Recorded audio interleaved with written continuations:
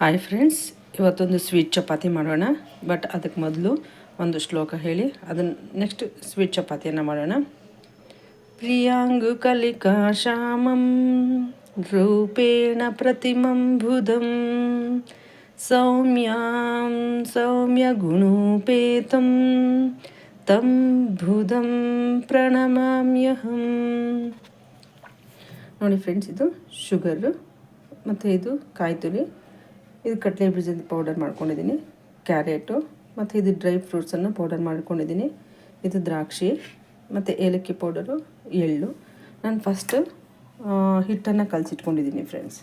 ಅಂದರೆ ಬೆಳಗ್ಗೆ ಬ್ರೇಕ್ಫಾಸ್ಟ್ಗೆ ಅಂದರೆ ಚಪಾತಿ ಮಾಡಿದ್ದೆ, ಬಟ್ ಈವ್ನಿಂಗ್ಗೆ ಸ್ನ್ಯಾಕ್ಸ್ಗೆ ಏನೂ ಇಲ್ಲ ಅಂಥೇಳಿ ಸರಿ ಉಳಿದಿರೋ ಹಿಟ್ಟು ಅಂತೇಳಿ ಸ್ವೀಟ್ ಚಪಾತಿ ಮಾಡೋಣ ಅಂಥೇಳಿ ಮಾಡ್ತಿದ್ದೀನಿ ಫ್ರೆಂಡ್ಸ್. ಇದು ನೋಡಿ ಶುಗರು, ನಾನಿಲ್ಲಿ ಒಂದು 2 ಚಪಾತಿಗಾಗಷ್ಟು ಹಿಟ್ಟು ಉಳಿದಿತ್ತು, ಹಾಗಾಗಿ ಒಂದು 4-5 ಸ್ಪೂನು ಶುಗರನ್ನು ಆ್ಯಡ್ ಮಾಡ್ಕೊಳ್ಳೋಣ. ಮತ್ತು ಕ್ಯಾರೆಟ್ ತುರಿ ಪ್ರತಿಯೊಂದನ್ನು ಮಿಕ್ಸ್ ಮಾಡಿ. ಯಾಕಂದರೆ ಈಗಿನ ಒಂದು ವೆದರ್ ಚಳಿ ಆಗಿರೋದ್ರಿಂದ ನಮ್ಮ ಒಂದು ದೇಹದಲ್ಲಿ ಆಯಿಲ್ ಕಂಟೆಂಟ್ ಕಡಿಮೆ ಆಗಿರುತ್ತೆ. ಹಾಗಾಗಿ ಕಡಲೆ ಬೀಜ, ಡ್ರೈ ಫ್ರೂಟ್ಸು ಮತ್ತು ಎಳ್ಳು ಮತ್ತು ಕೊಬ್ಬರಿ ಇದೆಲ್ಲನೂ ಸಹ ನಮಗೆ ನಮ್ಮ ಸ್ಕಿನ್ನನ್ನು ಆಯಿಲಿ ಆಗಿರೋದಕ್ಕೆ ಸಪೋರ್ಟ್ ಮಾಡುತ್ತೆ ಫ್ರೆಂಡ್ಸ್. ಓಕೆ, ಇದನ್ನೆಲ್ಲನೂ ನೀಟಾಗಿ ಮಿಕ್ಸ್ ಮಾಡ್ಕೋಬೇಕು. ಪ್ರತಿಯೊಂದನ್ನು ಇನ್ಕ್ಲೂಡ್ ಮಾಡ್ಕೊಳ್ಳಿ. ನಾವು ಏನೇನೋ ಇಂಗ್ರೀಡಿಯೆಂಟ್ಸ್ ಹೇಳಿರ್ತೀವಿ ಅದನ್ನೆಲ್ಲನೂ ಮಿಕ್ಸ್ ಮಾಡ್ಕೊಳ್ಬೇಕು.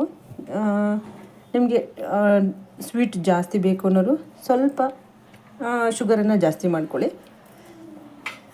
ನೆಕ್ಸ್ಟ್ ಎಳ್ಳು,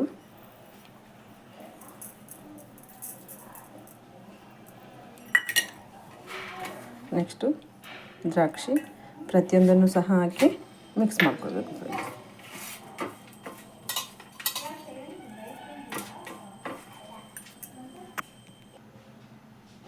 ನೋಡಿ ಫ್ರೆಂಡ್ಸ್, ಈ ಥರ ನೀಟಾಗಿ ಎಲ್ಲವನ್ನು ಮಿಕ್ಸ್ ಮಾಡಿಕೊಂಡು ಕಲಸಿಟ್ಕೊಳ್ಬೇಕು. ನೋಡಿ ಫ್ರೆಂಡ್ಸ್, ಈ ರೀತಿಯಾಗಿ ನಾನು ಕಲಸಿಟ್ಟಂಥ ಚಪಾತಿಯನ್ನು ರೌಂಡ್ ಶೇಪಲ್ಲಿ ಮತ್ತು ಸ್ಕ್ವೇರ್ ಶೇಪಲ್ಲಿ ಮತ್ತು ಟ್ರಯಾಂಗಲ್ ಶೇಪಲ್ಲಿ ಲಟ್ಟಿಸ್ಕೊಂಡಿದ್ದೀನಿ.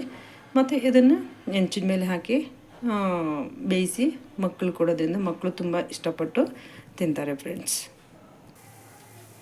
ನೋಡಿ ಫ್ರೆಂಡ್ಸ್, ಸ್ವೀಟ್ ಚಪಾತಿ ರೆಡಿ ಆಯಿತು. ತುಂಬ ಟೇಸ್ಟಿಯಾಗಿರುತ್ತೆ. ನೀವು ಒಂದ್ಸರಿ ಟ್ರೈ ಮಾಡಿ. ಮಕ್ಕಳಂತೂ ತುಂಬ ಇಷ್ಟಪಟ್ಟು ತಿಂತಾರೆ, ಅಷ್ಟು ಚೆನ್ನಾಗಿರುತ್ತೆ ಈ ಸ್ವೀಟು ಅಂದರೆ ಸ್ವೀಟ್ ಚಪಾತಿ. ಒಂದು ಸಾರಿ ಟ್ರೈ ಮಾಡಿ ಫ್ರೆಂಡ್ಸ್. Thank you.